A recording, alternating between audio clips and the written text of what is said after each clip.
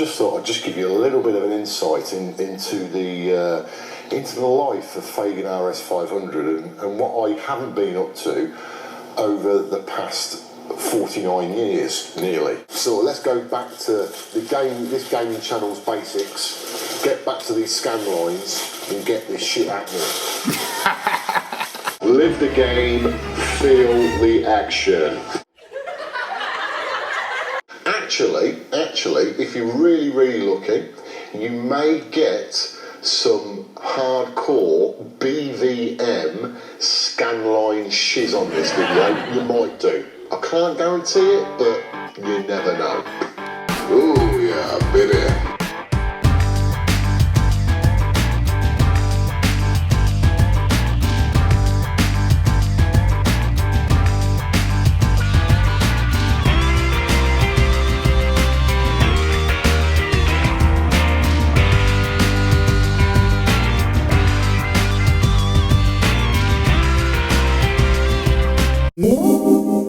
Because I absolutely love the white PC engine. It is, I mean, it's just sex. It really is. In my opinion, it is the most sexiest console. It's a bit of a behemoth of a console. Oh yeah, baby. I think the state of mind as regards to the amount of dust on it and so forth, you could probably tell that it doesn't get used that often. And the other thing that I bought for the Xbox, the original Xbox, what did I buy this for? Next floor now. Right, next test is a Sega Mega Drive, a PAL Sega Mega Drive. Visually, it looks pretty awesome to me. Now, I'm sure a number of you would disagree with that and think it's an absolute hideous piece of shit. But okay, not hideous piece of shit, but certainly hideous. But I actually think the unit, and you've seen it on obviously the introduction to this video, but I absolutely love that. I just think it's great. I don't know why. Just something about me that I just love the setup. It's certainly the cheapest PC engine LT I've ever seen, but it's got its faults, and if you look on the previous video, it shows you what those faults are. You know, it's got some yellow in, it's got some marking on the casing, and there is some issues with the screen. But apart from that, it's awesome. There's no cracks on there or anything. Obviously, you've got this problem with the glue at the front, and the screen itself has got some dead pixels. Actually, what I'll do is actually show you it just so you can appreciate what it is. So as you can see there, you've got this area, and it's like I said, like the whole screen absolutely out, and it is actually on the liquid crystal part. And I don't know what's caused it. I really don't. Never seen it before, not to that extent.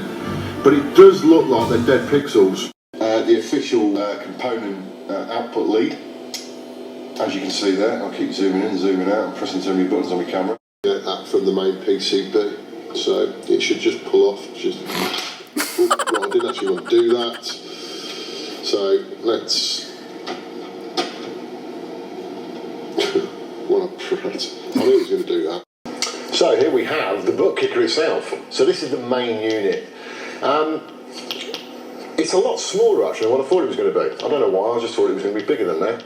I've had a little play around with it, and it certainly adds quite a bit of sort of atmosphere to the game. Look, it's not mind-blowing. It's not going to blow your brains when you get it all switched on. If I was to turn it on, and if you hear that, the mic's picking that up. Now, that's more vibration than what I would normally use to play a game, because that's too much. But that's effectively the gaming rig itself is I don't know if you can hear that, but that was quite warm. And the sensation for the seat is pretty intensive, I've got to be honest.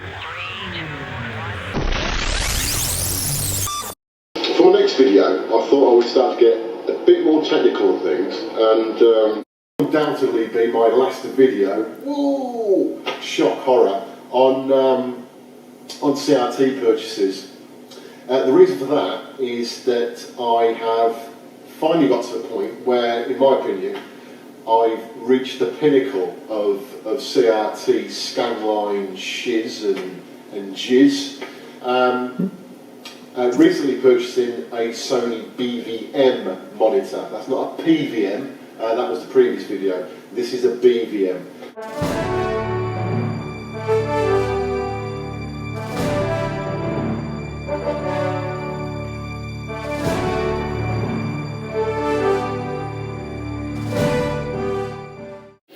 Go in and out. So that's your side pin cushion. And the top pin cushion is the same. So you can go out,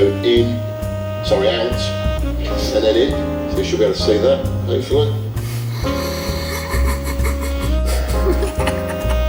It's going to be very rough, this is, I'm doing this. I've got a bit of a smirk on my face, obviously. Right, why have I gone and bought a Bang and Olufsen CRT tube? I don't know, gotta be honest. There is a reason why I've done it. For a CRT TV, or for a TV full stop, it looks absolutely awesome.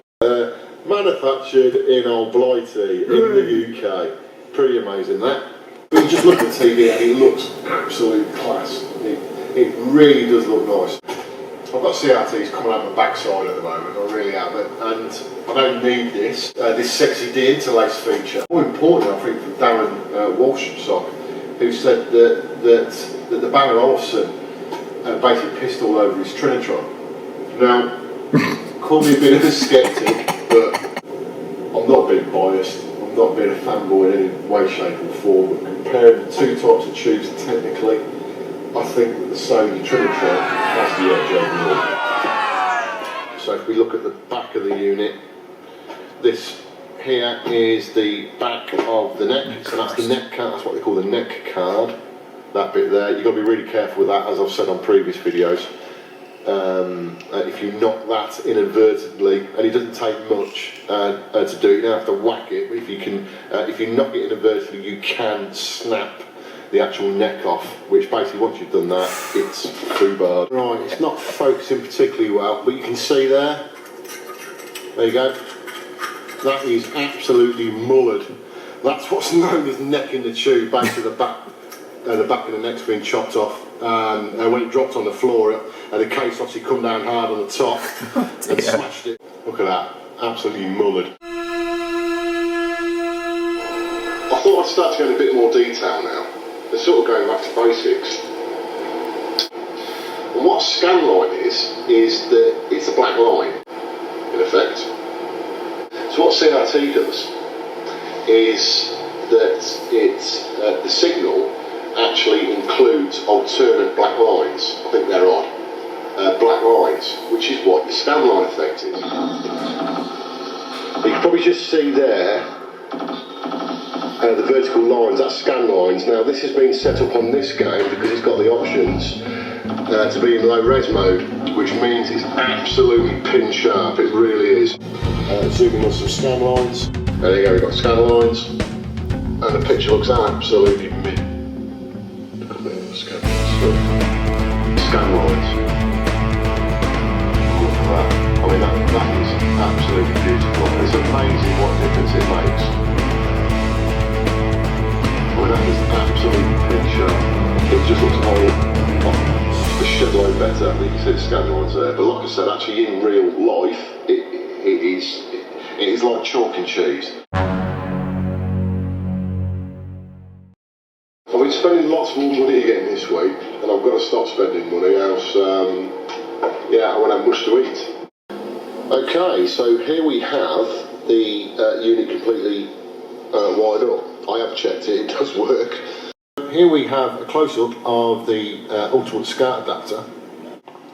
That's an iPhone 4, and that's how tall it is. In fact, it's more or less absolutely cock on the same.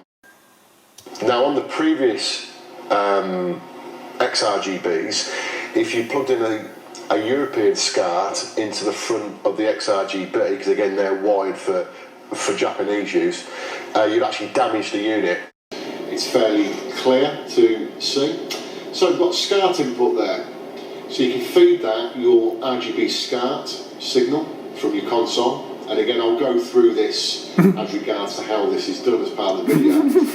You've got give any more functionality, so, you know, is it really needed? Probably not. So, yeah, so that's a very quick overview. Sorry, one of me nuts fell off. A very quick overview, sounds nasty, I know.